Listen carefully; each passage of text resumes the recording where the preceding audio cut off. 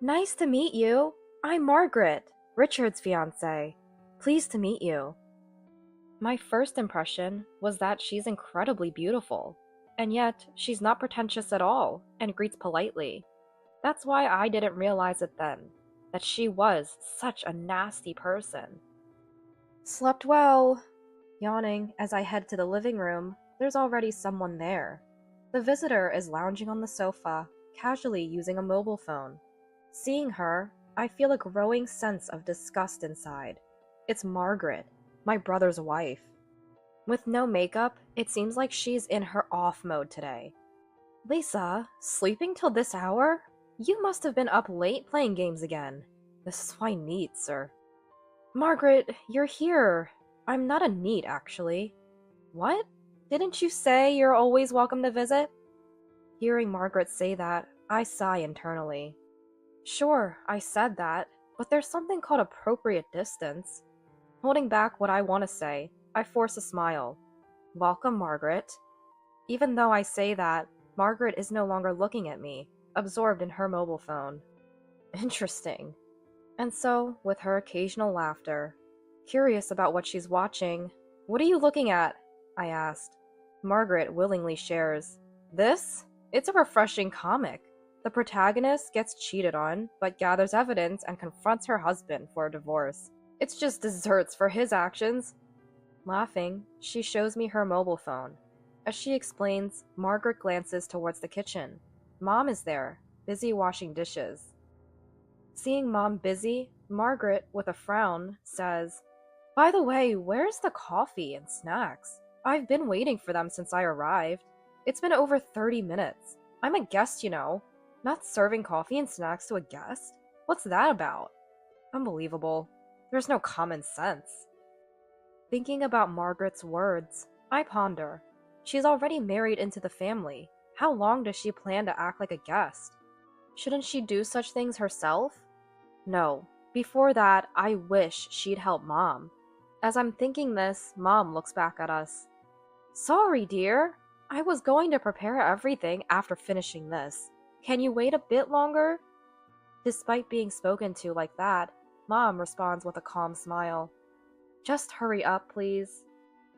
Even in front of Mom's gentle demeanor, Margaret's haughty attitude doesn't change. Sighing, I stand beside Mom. Mom, let me help. Oh, Lisa, thank you. Could you please wipe the dishes then? Got it. Ideally, Margaret should be doing such chores, but there's a reason I can't be firm with her. I'll be on a solo assignment for a year and won't be able to come home. During that time, Margaret will be alone. If anything happens, can you help her out? Our parents' home is too far for her to rely on, and she only has our family to turn to. So, I'm sorry, but I'm counting on you. That's what my brother asked of me. Initially, I readily agreed, but once my brother left for his assignment, Margaret's attitude changed drastically. Her calm demeanor turned arrogant, her polite speech became rude, and the beautiful face I thought she had was completely different without makeup. Does my brother know the real face of Margaret? No, he doesn't. If he did, he wouldn't have married her. I'm amazed at how she deceived my brother. She must have been so eager to marry him because he works for a top company, skilled enough to become a manager at the young age of 28, a promising elite employee. Margaret, who was working part-time, aggressively pursued my brother. Initially, he had no such intentions, but eventually fell for her dedicated support, leading to their marriage.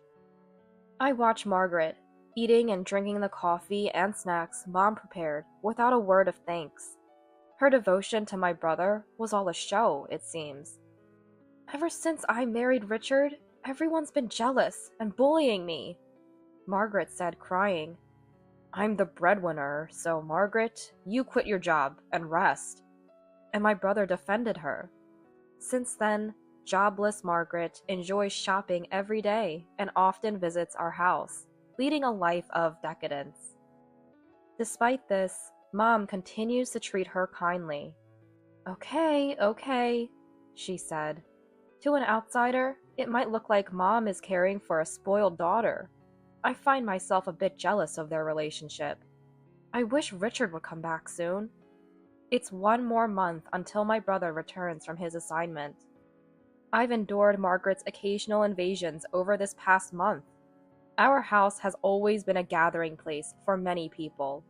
Today is Christmas. Every Christmas, our relatives gather at our house. My brother is supposed to return home today. As the relatives almost all arrive and the house gets lively, the doorbell rings. Oh, has Richard arrived? Heard his wife is a beauty. I wonder what she's like. I'm eager to see her. As the relatives excitedly anticipate, I hope they won't be disappointed. Then, from behind, "It's been a while," I hear my brother's voice. "Richard!" "Lisa, how are you? Still cooped up in your room all the time?" "Stop saying it like that. I'm fine." As I'm having this exchange with my brother, Margaret appears from behind him. They had come home together as a married couple. "Hello, everyone. Nice to meet you. I'm Margaret, Richard's wife. Pleased to meet you." Margaret, in her full beauty mode with perfect makeup, catches the relative's eyes. I remember I used to be just as impressed by her. Thinking this, I too take a seat at the banquet table. The table is laden with dishes Mom and I prepared, along with dishes brought by the relatives. At the center of these dishes are the main features of the banquet meal, steaks and hors d'oeuvres. I bought these after Mom asked me to.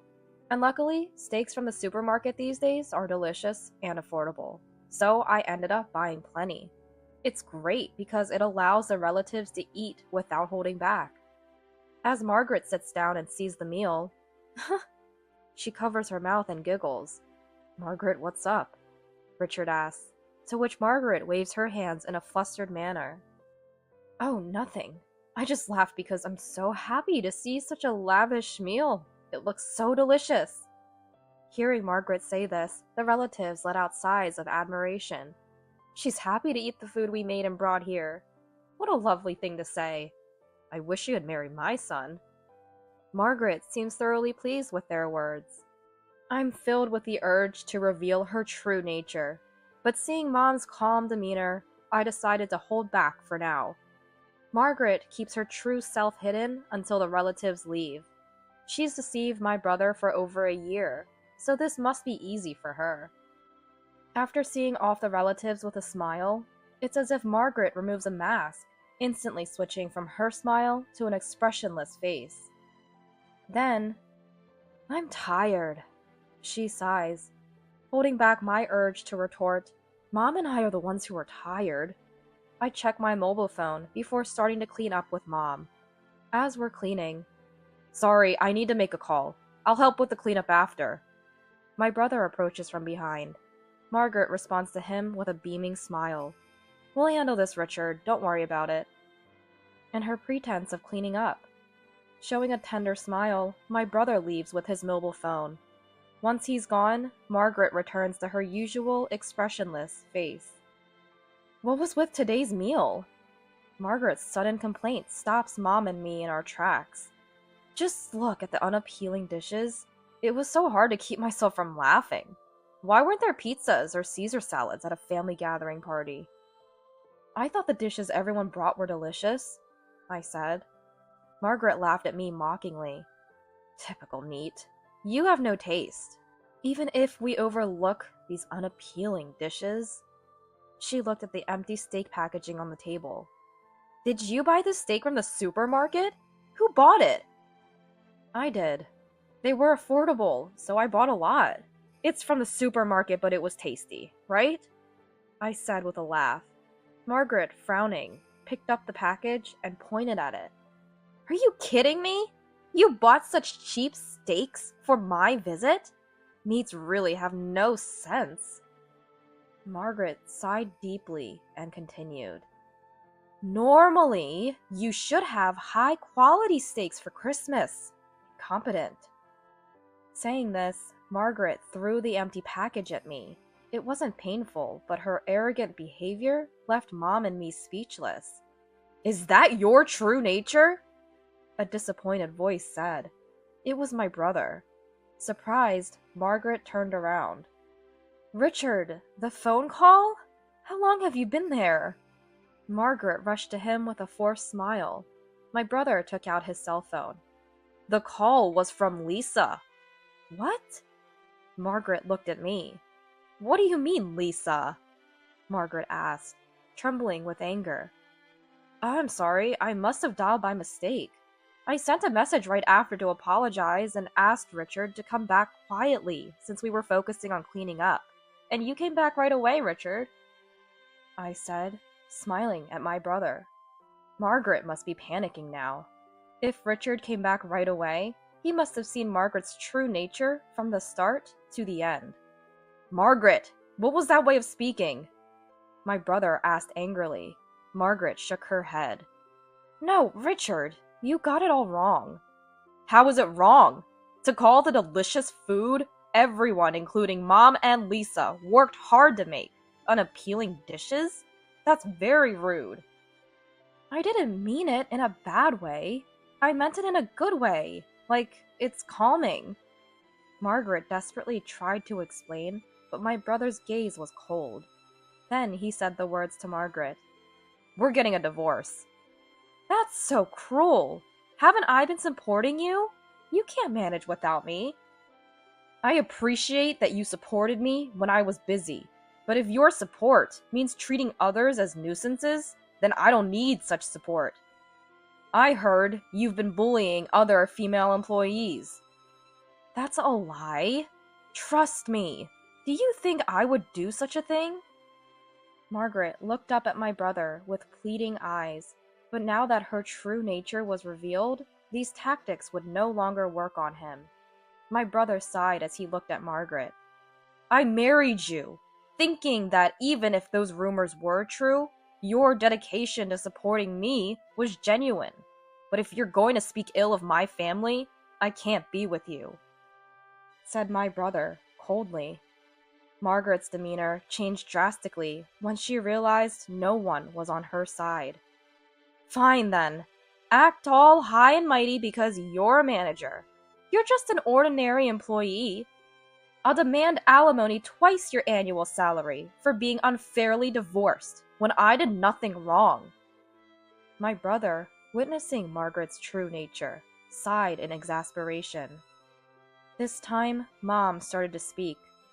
Do you really believe you did nothing wrong? Of course! I've been maintaining Richard's home. I can't forgive being betrayed like this. It's you who betrayed, Mom said, pulling a paper from her apron pocket. She showed it to Margaret. It was a photo of Margaret, cozily arm in arm with an unfamiliar man. Why? I was curious about your visits, Margaret. You dressed up on some days and not on others, so I followed you when you were dressed up, and I found out you were cheating. And with Mom's calm smile not reaching her eyes, it's finally over.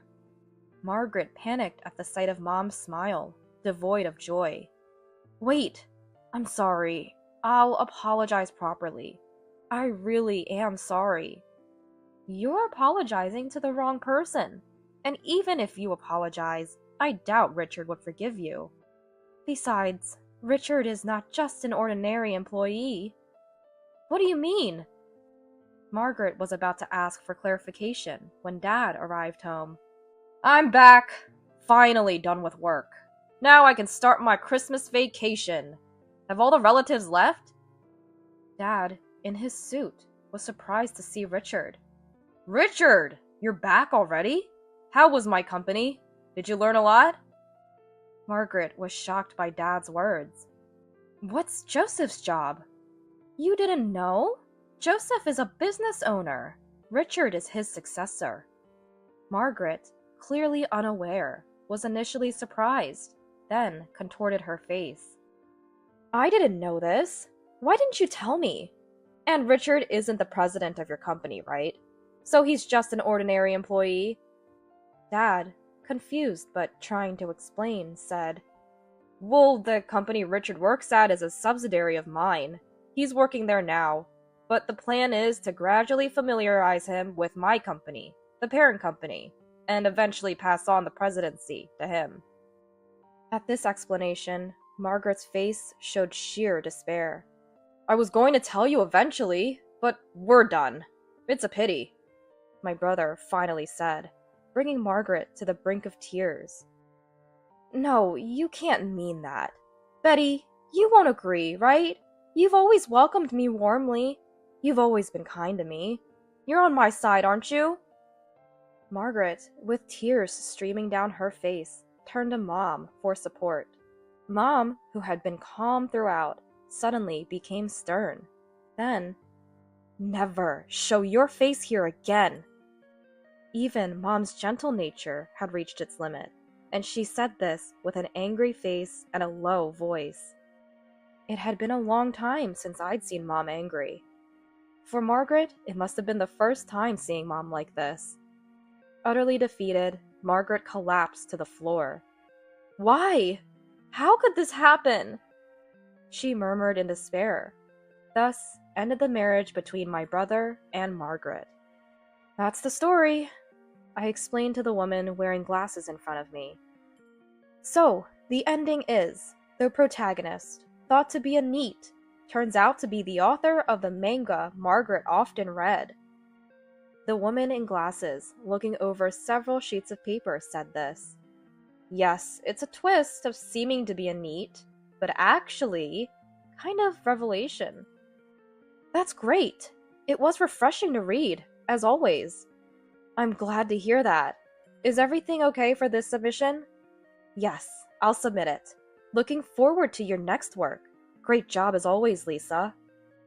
The woman left with the manuscript in hand. As I watched her leave, Mom spoke from behind the door. Has she left? Can I clean up the teacups? Please do.